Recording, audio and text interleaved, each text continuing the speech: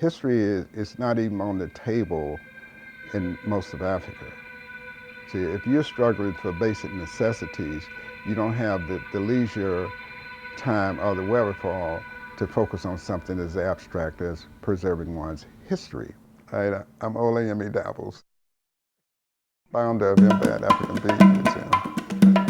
And the goal was to build a museum that would accentuate some of the accomplishment of African people. The use of beads in Africa is a language.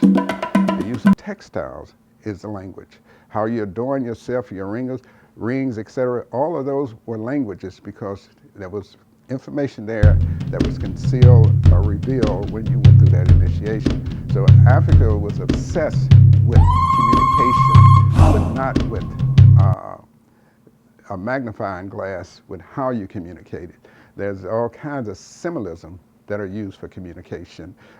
I needed a storyline, and I needed something that people would connect with and learn some things about themselves without feeling inflamed or being blamed. So I came up with this metaphor, iron teaching rocks how rust, which is a social political commentary on how one culture want other cultures to mimic and assimilate and be like it. Iron decided to free everybody. So it built a monument to show people that it had freed them. But not really, because if you free a people, if you do not give them their history, they're still in prison. They're going to mimic or assimilate what you're doing, just guess on some stuff. So there's another exhibit out there. It's file cabinets, and that's where iron has everybody's history in these file cabinets. So if you don't have your history, you're still destined, you're in some type of a prison because you will just assume that the system you are in is representative of your own culture. And that's the furthest thing from the truth. So that's the nature of those exhibits out there, is to expose some of the pitfalls of mimicking and assimilating someone else's history. The largest installation out there is a platform with all these tree logs lined up around it with some paint cans in the middle. That's Wood Reservation.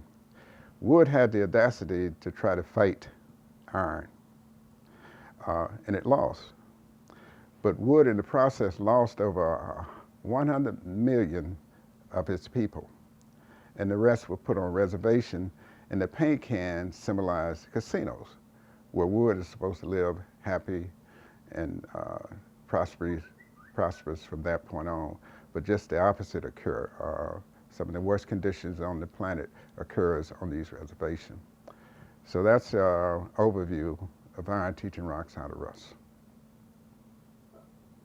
So history is it's a precarious thing, and it makes people feel proud about themselves.